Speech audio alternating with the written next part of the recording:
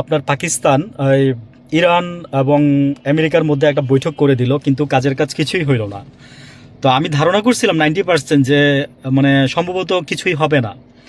আজকে থেকে 2 বছর আগে বলে দিছিলাম, ওই গত বছর যখন যুদ্ধটা হয়েছিল তখনও বলছিলাম যে আমেরিকা ইরানকে কখনই হারাইতে পারবে না, কারণটাও বলে দিছি।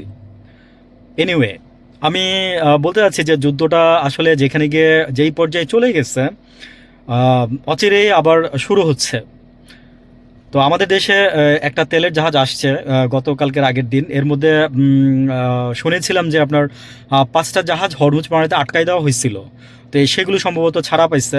অলরেডি আপনার 2টা জাহাজ না একটা জাহাজ চলে আসছে, চট্টগ্রামে নোঙর করছে। আর হচ্ছে এদিকে তেল তো পাওয়া যাচ্ছেই না, এটা সত্যি কথা। এবং গাড়ির মালিক যারা আছে তারা আপনার এই তেল ঢুকায়া, আপনার কিছু তেল রাইখা ঢুকায়া, হালকা সামান্য কিছু তেল ঢুকায়া আপনার গাড়ি আর চালাচ্ছে না।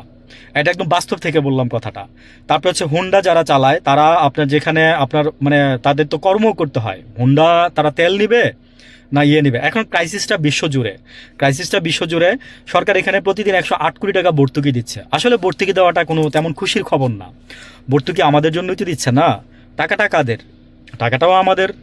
তো এটা একটা মন্দের ভালো আর কি। তো চুরি করে না নিয়ে যাওয়ার চেয়ে যদি ভর্তুকি দিয়ে যদি তেলের দামটা যদি কমায় রাখা যায় বা ব্যালেন্সে রাখা যায়। আমি জিজ্ঞেস করছিলাম যে দূরপাল্লার বাস ভাড়াগুলো বাড়ছে কিনা। তো আমাকে একজন বলছে যে না, উনি রিসেন্টলি বাড়ি থেকে আসছে, তো বলে যে না, বাড়ে নাই। কারণ সরকার 108 কোটি টাকা করে প্রতিদিন ভর্তুকি দিচ্ছে। আমি বলছি না যে আমাদের দেশে তেলের খনি ছিল কিন্তু উঠাইতে দেয় নাই। 12 সালে হাসিনা এটাকে আপনার একদম সিলগালা করে সিমেন্ট দিয়ে একদম বন্ধ করে দিচ্ছে। মানে এক রাতের মধ্যে মানে তেল তুলবে এরকম একটা প্রিপারেশন ছিল সবার। বাট মানে যখন নাকি দেখছে যে সম্ভাবনাময়, হ্যাঁ তুলতে পারবে, তখন এটাকে এক রাতের মধ্যে বন্ধ করে দেওয়া হয়েছে।